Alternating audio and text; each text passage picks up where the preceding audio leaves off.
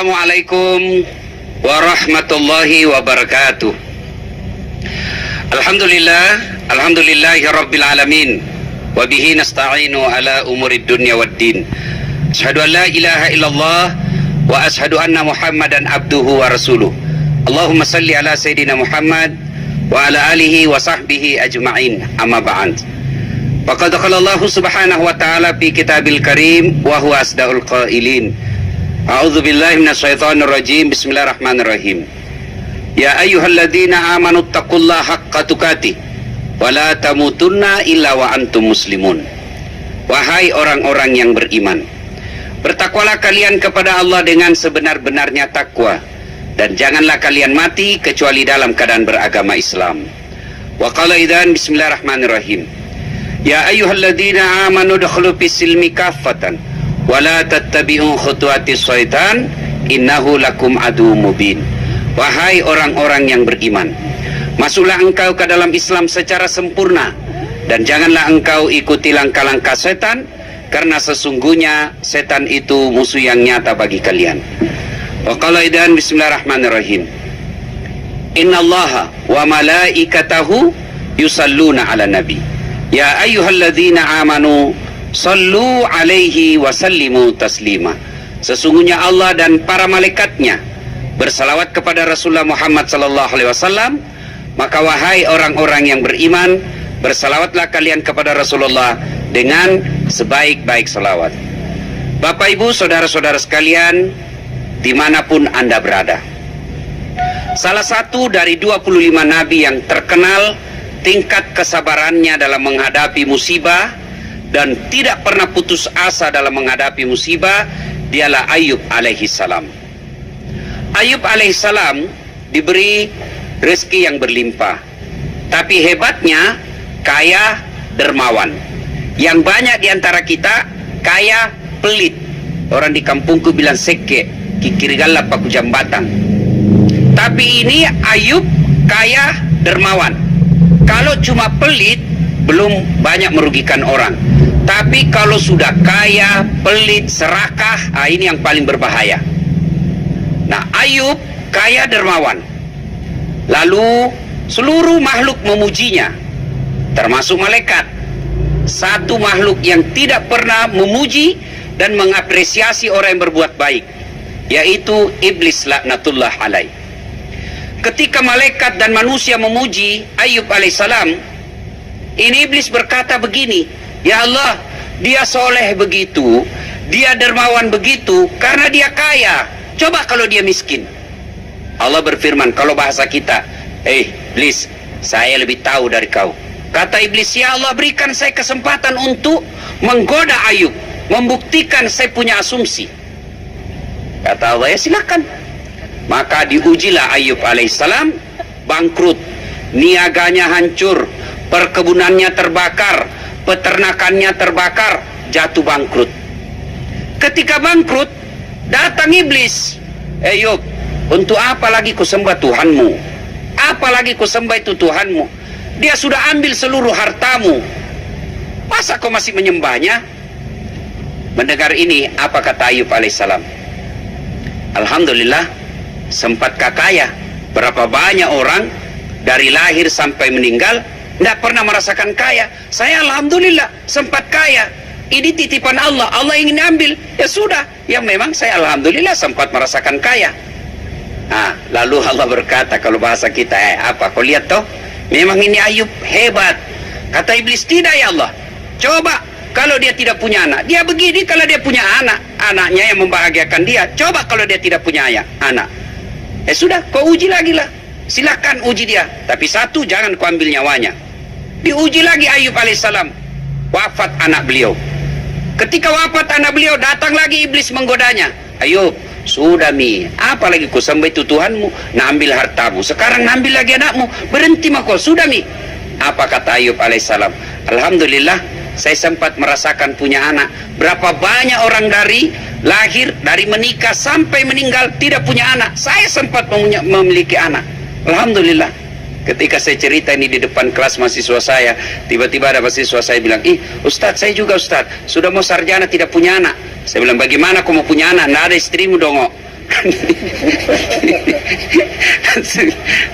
Bagaimana kau punya anak, tidak ada istrimu? Ada yang lebih parah lagi, ada anaknya tidak ada suaminya. Ini lebih belen-belen lagi. Ada anaknya tidak ada suaminya. Saya tanya, kenapa bisa? Dia bilang, Siti Maryam tahu Ustaz, tidak ada suaminya, ada anaknya. Mau disaingi Siti Maryam. Nah, Bapak saudara-saudara sekalian, Ayub alaihissalam berkata, alhamdulillah saya sempat punya anak. Berapa banyak orang tidak punya anak? Allah berfirman lagi apa? Kau lihat toh, memang dia baik ini Ayub, tidak ada anaknya pun tetap beribadah. Nah, Ayub alaihissalam tetap fokus beribadah. Iblis lagi berkata, ya Allah, dia begitu karena dia sehat, coba kalau dia sakit. Allah berfirman, ya silakan kau uji kesehatannya, tapi jangan kau ambil nyawanya ya. Siap, diujilah dia, sakit. Subhanallah, menurut penelitian kesehatan, ya tentu yang meneliti adalah bidang ahli di bidang kesehatan dan orang yang baik agamanya. Ternyata penyakitnya Ayub alaihissalam ini sampai detik ini belum pernah satupun manusia yang pernah merasakan sakitnya Ayub alaihissalam. Seluruh anggota tubuhnya dimakan oleh ulat. Dijelaskan melenting-lenting ulat dari pipinya, dari pahanya. Hati dan lidahnya saja tidak dimakan oleh ulat. Ayub alaihissalam sakit. Tapi ketika datang lagi iblis, Ayub, ngapain kau sembah lagi Tuhanmu? Sudah diambil hartamu, ambil anakmu, sekarang kesehatanmu pun direbut oleh Tuhanmu. Sudahlah, tidak usah kau sembah Tuhanmu. Apa kata Ayub alaihissalam? Alhamdulillah, saya sempat sehat. Berapa banyak orang dari lahir sampai wafat tidak pernah merasakan sehat. Coba, inilah kadangkala nikmat yang selalu kita lupakan. Apa itu? Nikmat kesehatan. Kenapa kita selalu merasa miskin? Karena yang kita anggap kaya itu duit miliaran. Yang kita anggap kaya itu mobil yang mewah. Yang kita anggap kekayaan itu deposito. Tapi sesungguhnya kekayaan kita yang sebenarnya Allah jelaskan fi ahsani takwim, badan kita yang sangat sehat. Bayangkan, Bapak Ibu pasti tahu ini pecandu-pecandu bola, Lionel Messi. Itu apa dia hebat? Bukan dia yang hebat, tapi karena Allah kasih lutut yang bisa bengkok. Coba kalau lututnya tidak bisa bengkok, tidak bisa lagi main bola di Lionel Messi. Ini Ayub alaihissalam diberikan ujian apa? Sakit. Apa ketika Ayub alaihissalam sakit lalu beliau mengeluh? Tidak.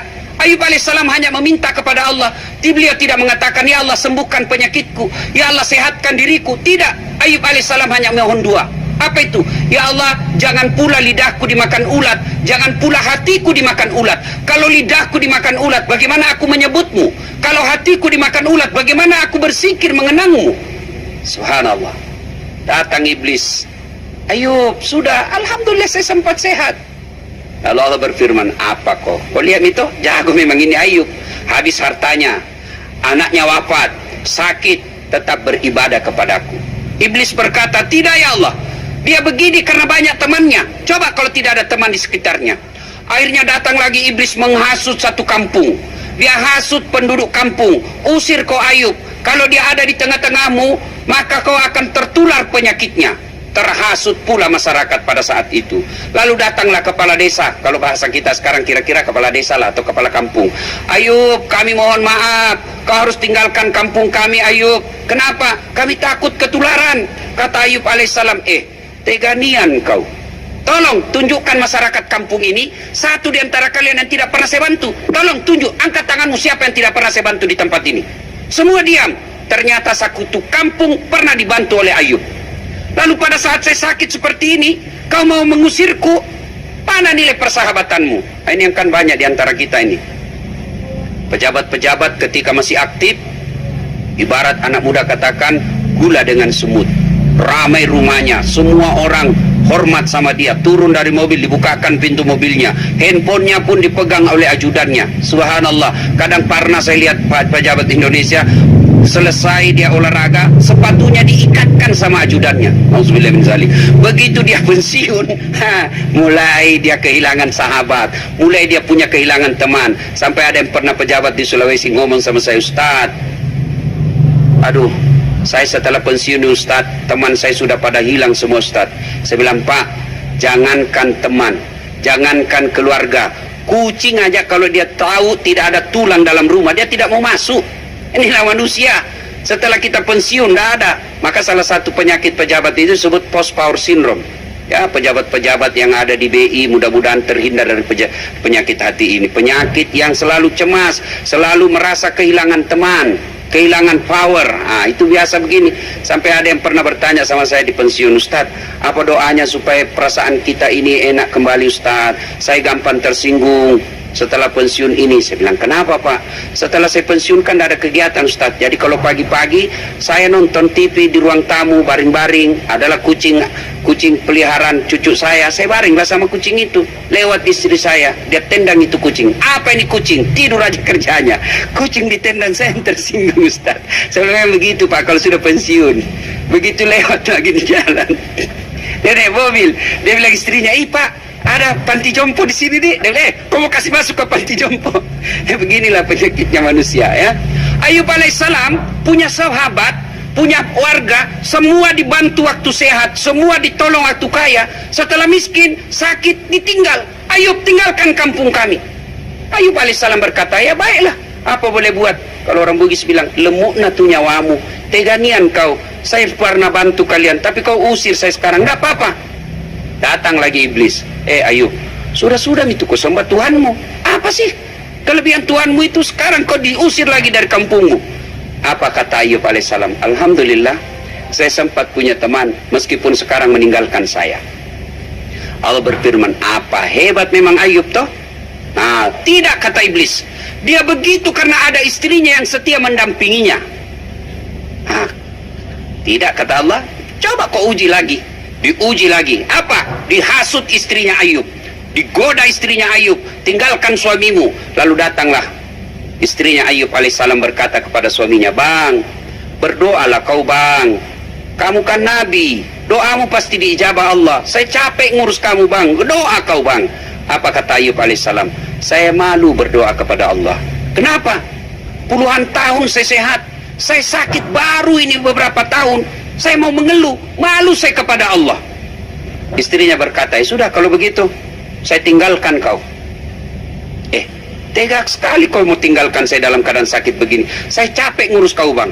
Sudah, kalau begitu silakan pergi. Tapi ingat, ketika kau pulang nanti dan saya sehat, saya akan cambuk kau 100 kali. Pergilah istrinya ini. Ini juga istri yang kalau begini, waduh, mudah-mudahan tidak ada istri model begini yang menonton kita. Ada uang abang disayang, tidak ada uang abang ditendang. Waduh, kasihan juga kalau kita begini. Dengar ini ibu-ibu yang suka nonton ini. Dengar ya, yang suka kurang ajar sama suami. Dengar nih, Nabi menjelaskan ya, ada 4 tipe perempuan yang menjadi penghuni api neraka. Dengar ya. Yang pertama, kata Nabi, istri yang suka memaki-maki suaminya. Marah sama suami, boleh, manusiawi. Ibu dikhianati sama suami, boleh. Disakiti sama suami, ibu marah, boleh. Tapi yang tidak boleh memaki-maki suami. Marah, saya kecewa Bang, saya tidak sangka kau nipu saya. Wajar, boleh marah seperti itu. Tapi kalau memaki, haram. Memang kau, coba saya tahu kau seperti ini, tukang tipu, saya tidak mau kawin lagi sama kau. Bodoh memang ini, dongok. Coba ku tahu kau begini, saya tidak mau kawin. Sama aja bapaknya nih, goblok. Pak, ini penghuni neraka ini yang begini. Yang ketawa, saya serius ini bos.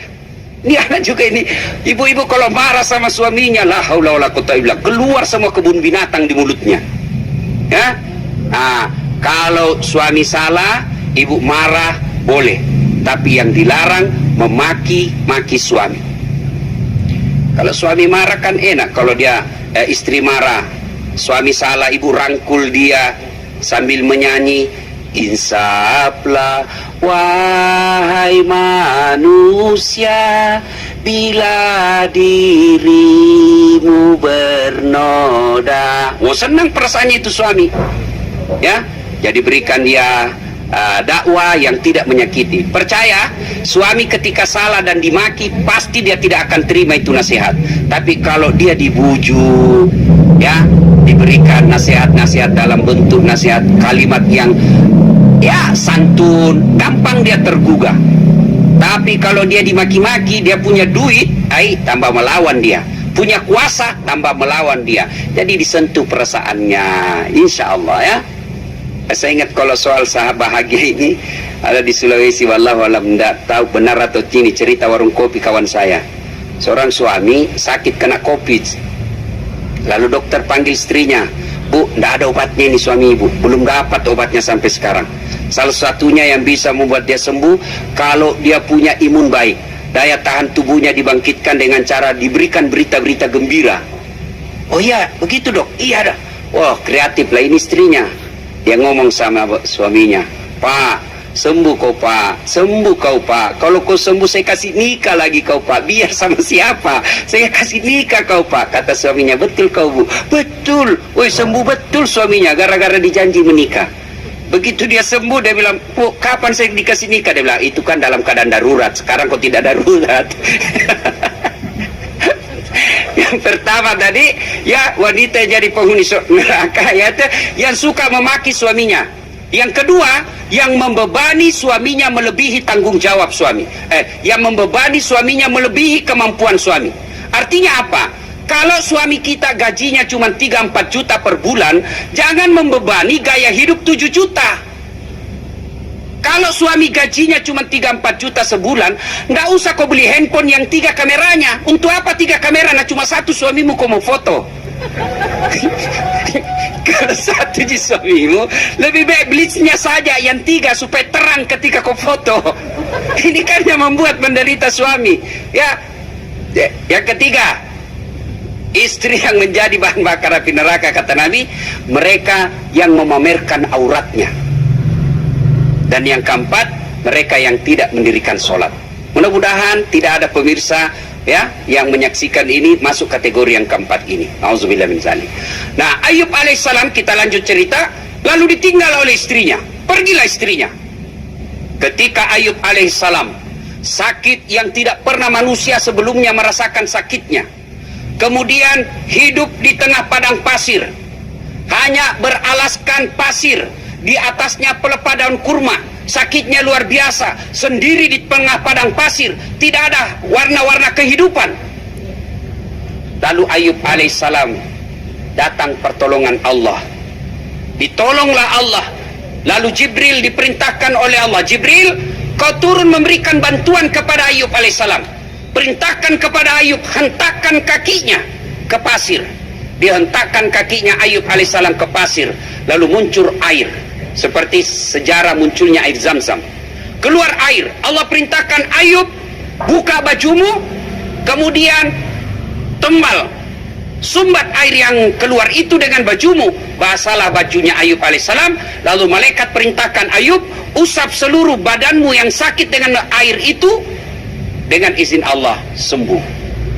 Setelah sembuh, mulai lagi beraktivitas, mulai berniaga. Alhamdulillah, sukses kembali.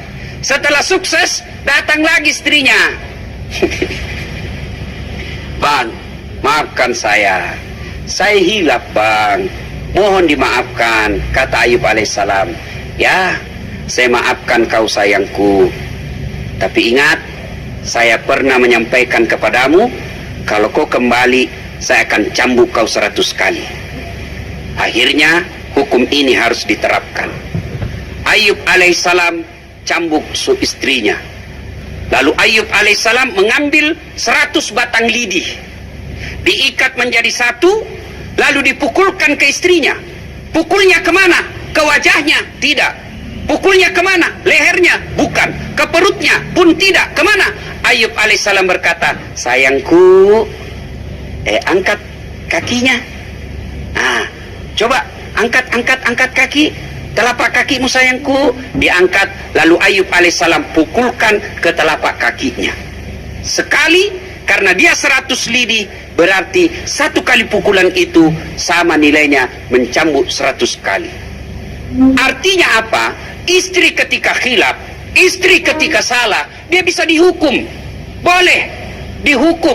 Hukumnya mukul. Mukulnya bukan menyakiti, mukulnya bukan menghina, mukulnya bukan mengkhianatinya, tapi mukulnya adalah sebagai pendidikan bahwa kalau kau salah ada sanksinya. Maka mukulnya di telapak kaki. Jangan mentang-mentang sudah dengar ceramah ini istri dipukul. Dipukulnya di mana? Di lehernya, pak, di smackdown. Berurusan kau sama polisi, pelanggaran. Maka istri yang berkhianat, istri yang melakukan pelanggaran syariah boleh dihukum oleh istrinya dengan catatannya, hukumnya bukan menyakiti badan, hukumnya bukan menghina di depan umum, tapi untuk memberikan pelajaran bahwa kalau kau salah ada sanksi yang ada menantimu atau ada hukuman yang akan menimpamu. Ibu bapak saudara-saudara sekalian, nah kisah Ayub alaihissalam ini mestinya menjadi pelajaran yang sangat spesial buat kita di tengah pandemi. Bahwa ketika ada musibah tidak boleh kita berputus asa. Ketika ada musibah tidak boleh kita patah semangat. Musibah bagi umat Islam adalah berkah tersendiri. Bagi siapa? Bagi mereka yang mau bersabar. Tidakkah Nabi menjelaskan seluruh urusan umat saya ini baik? Kalau dia dapat kesehatan, dia bersyukur, bagus buat dia, pahala. Kalau dia kena musibah, lalu dia bersabar, dia pahala buat dia. Semuanya baik. Dan berbicara soal musibah yang kita alami sekarang, orang kenal dengan lockdown. Ada beberapa nabi yang pernah mengalami lockdown. Satu, Ayub alaihissalam yang telah kita dengarkan tadi. Yang kedua, Yunus alaihissalam, dakwah. Tidak ada yang percaya kepada Yunus. Satu kampung tidak ada yang percaya. Akhirnya Yunus tinggalkan tugasnya. Dia sangka buruk kepada Allah. Sudahlah ini, semua satu kampung ini tidak bakal dapat hidayah dari Allah. Dia tinggalkan tugasnya. Dia naik ke perahu. Begitu naik ke perahu, ya kapal, kalau maksud saya kapal. Sampai di atas kapal, overload, kelebihan penumpang. Akhirnya kaptennya berkata, harus ada yang dibuang ke laut ini. Ayo, siapa yang dibuang ke laut? Ayo undi. Di kampungku bilang gocangi. Kasih masuk nama ibu-ibu apa namanya arisan. Lot dia, gocang. Keluar namanya, Yunus. Kata Yunus, ulangi, terjadi kecurangan dalam pilkada, pemilihan ulang. Dia keluar laut lagi, keluar tetap Yunus sampai 3 kali. Akhirnya kapten berkata, mohon maaf mas bro, Yunus, kau lompatlah ke bawah. Begitu mau dibuang, Yunus katakan, tidak usah kau buang, saya lompat sendiri. Lompat, diterkam oleh ikan. Berbeda pendapat ulama. Ada mengatakan ikan hiu, ada mengatakan ikan paus. Tidak menjadi masalah apa nama ikannya, yang penting ikan besar. Masuk ke dalam perut ikan. Lockdown.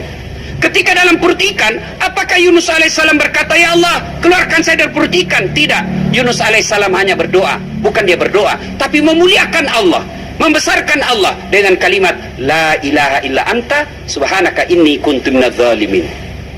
Nabi kedua, nabi ketiga pernah mengalami lockdown. Yusuf alaihissalam difitnah Suleha, ya, difitnah oleh Suleha. Ya, suatu kali suaminya Suleha pergi tugas. Yusuf dipanggil, "Cup, masuk sini, Cup." "Iya, Bu." "Kau bersihkan ini tegel." "Pel ya." "Sudah." "Cup, sini-sini dekat-dekat sedikit." "Maksudnya, Bu?" "Oh, dekat-dekatlah ke sini." "Nggak boleh, Bu." Sinilah." "Nggak boleh, Bu." "Sini kau." "Sini." "Nggak boleh, Bu." Kita kan cuma berdua." "Siapa bilang berdua?" "Bertiga." Kata Suleha, "Berdua." Kata Yusuf, "Bertiga." "Siapa?" "Ibu, saya, Allah." Kalau bahasa Suleha katakan, kalau Allah yang tidak apa-apa, tidak ribut. Beda kalau security yang dapat kita.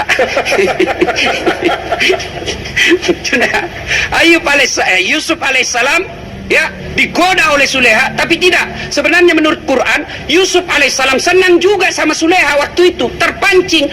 Cuma begitu mau dekat dengan Suleha, ibaratnya kita ini ibaratnya rambu lalu lintas, ada huruf P silang warna merah.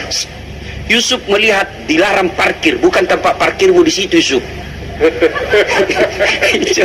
Yusuf mau lari, ditarik sama Suleha, ditarik. Begitu ditarik, robek baju belakang, datang suaminya, tertangkap basah. Saya juga tidak tahu kenapa ini, mohon nanti Pak Ari Untung jelaskan saya kenapa orang yang tertangkap basah seperti itu disebut tertangkap basah. Kenapa tidak dikatakan tertangkap kering? Tidak tahu kenapa, padahal dia tidak basah bajunya. Ditangkap. Nah, begitu datang, wah, acting Suleha. "Pak, kurang ajar ini, Pak. Dia mau perkosa saya." Kata Yusuf, "Tidak, dia mau perkosa saya. Dia mau perkosa saya." Inilah hebatnya perempuan, kadangkala sudah tertangkap basah masih pandai acting. Akhirnya, ya, Yusuf alaihissalam dipenjara demi menjaga marwah. Ya, sebelumnya kan tiba-tiba ada petugas, kira-kira kalau Ya sekarang orang yang bekerja di rumah menteri tersebut berkata, periksa aja, kalau bajunya Yusuf robek dari depan berarti Yusuf yang maksa, tapi kalau bajunya Yusuf robek dari belakang berarti Suleha yang maksa. Ternyata investigasi, oh Yusuf robek baju dari belakang berarti Suleha yang maksa. Tapi karena menjaga marwah pejabat, meskipun sudah salah, Yusuf diadili, disalahkan dan divonis masuk penjara. Apakah ketika Yusuf alaihissalam masuk dalam penjara, lalu Yusuf berkata, ya Allah, kenapa saya di penjara? Saya nabimu, saya orang baik. Ya Allah, saya orang mulia, saya tidak bersalah, kenapa saya di penjara? Tidak, Yusuf alaihissalam hanya berkata, ya Allah, kalau penjara membuat engkau ridha kepadaku, saya ikhlas berada di penjara ini daripada saya di luar engkau tidak ridha kepadaku. Maka 3 nabi ini menjadi pelajaran buat kita. Ketika ada wabah seperti ini, tidak boleh kita menyalahkan Allah, tidak boleh kita berputus asa. Wala tayasu min rauhillah, jangan kau putus asa akan rahmatku. Wabah seperti ini tidak boleh menjadi alasan kita menjelek bersangka buruk kepada Allah. Sangka baik, sangka baik. Wabah seperti ini tidak boleh menjadi alasan buat kita untuk malas beribadah. Semestinya wabah seperti ini membuat kita semakin semangat mendekatkan diri kepada Allah. Saya kena penyakit Ustaz, saya terinfeksi, saya terpapar. Tidakkah orang terpapar itu dengan wabah? Dan kalau dia wafat, wafatnya seperti mati syahid. Itulah sebabnya di Saudi, orang yang positif corona dan wafat, mereka dimakamkan di tempat semulia-mulia pemakaman, yaitu Baqi dan Ma'la. Kenapa? Karena menurut fatwa ulama, mereka yang wafat karena wabah COVID ini sama nilainya wafatnya dengan mati syahid. Jangan mentang-mentang sudah dengar seperti ini fatwa bahwa wafat mati syahid, bapak buka masker, tidak mau lagi cuci tangan, pergi ke sana kemari cari orang yang sakit, itu belen-belen namanya itu bos. Ya, bukan juga begitu ya. Artinya ikhtiar. Kita sudah, ya sepaham saya kan 3 aja cara masuknya ini wabah. Hidung, mata, mulut. Karenanya 3 ini pintu masuknya kita lindungi dengan cara apa? Pakai masker. Dan saya alhamdulillah pakai masker ini saya betul-betul tertolong. Kata mahasiswa saya, kenapa Ustaz? Karena hidungku yang pesek saya bisa lindungi. Ini juga pelajaran bagi kaum ahwat ya, yang suka berdandan, yang mengandalkan kecantikan manipulasi. Dengan masker hilang cantikmu bos. Mana behelmu? Tidak bisa lagi kelihatan. Mana itu lipstikmu? Tidak kelihatan. Baru masker itu kau sudah mati cantikmu. Maka ambil pelajaran. Wabah seperti ini tidak boleh menjadi alasan menjadi sangka buruk kepada Allah. Sangka baiklah. Sangka baik. Alhamdulillah banyak kebaikan yang bisa kita petik dari wabah seperti ini. Satu diantaranya kita dakwah. BI punya acara. Tidak mesti BI dari NTB, dari Sulawesi Barat, dari Sulawesi Selatan datang ke sini, makan ongkos pesawat dan lain sebagainya. Tapi dengan wabah seperti ini, kita bisa dengar taklim melalui online, biaya murah, dan bisa menjangkau seluruh Indonesia, bahkan ke luar negeri. Ini kalau kita berpositif thinking. Ibu bapak saudara-saudara yang saya muliakan, pada akhirnya wabah seperti ini semestinya membuat kita semakin mendekatkan diri kepada Allah Subhanahu wa taala. Dengan cara apa? Tentu tetap berikhtiar melaksanakan sunnah-sunnatullahnya dengan cara jaga jarak, pakai masker, cuci tangan setiap saat dengan sabun dan di air yang mengalir. Sudah kita lakukan protap itu Ustaz, tetap kita kena wabah. Maka sesungguhnya kita umat Islam tidak boleh kecil hati, karena memang dalam rukun iman ada 6. Satu diantaranya adalah percaya kepada qada dan qadar, takdir baik dan takdir buruk. Mudah-mudahan dakwah yang singkat ini menjadi semangat buat kita. Terima kasih. Assalamualaikum warahmatullahi wabarakatuh.